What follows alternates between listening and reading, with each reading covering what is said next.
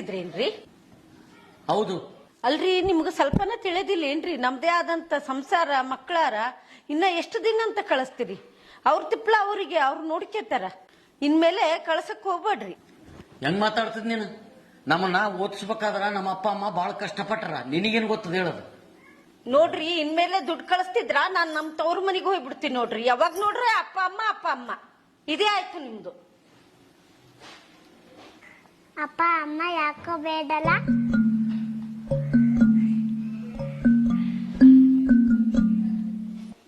Hello ಅಮ್ಮ, ಆರಾಮಿದ್ಯಾ?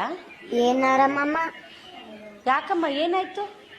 ನಿಮ್ಮಣ್ಣ ದುಡ್ಡು ಕಳ್ಸವಲ್ಲಮ್ಮ, ಬಾಳ ತ್ರಾಸ ಆಗ್ಯದ. ನಾನೆಲ್ಲ ಹೇಳ್ತೀನಿ ಹೇಳಮ್ಮ, ಫೋನ್ ಮಾಡಿ ಅಣ್ಣಗೆ ಹೇಳ್ತೀನಿ ನಾನು. ಹಲೋ ಅಣ್ಣ. ಏನಮ್ಮ?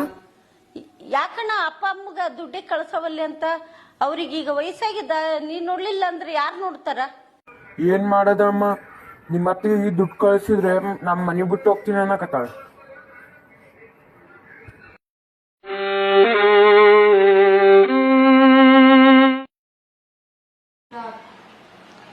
ರೀ, ನಾ ಅಂದದ್ದು ತಪ್ಪಾಗ್ಯದ್ರಿ. ನಮ್ಮಪ್ಪ ಅಮ್ಮಗ ನಮ್ಮಣ್ಣ ಎಷ್ಟು ಮುಖ್ಯನೋ ಹಂಗೇನು ನಿಮ್ಮಪ್ಪ ಅಮ್ಮಗ ನೀವು ಅಷ್ಟೇ ಮುಖ್ಯ.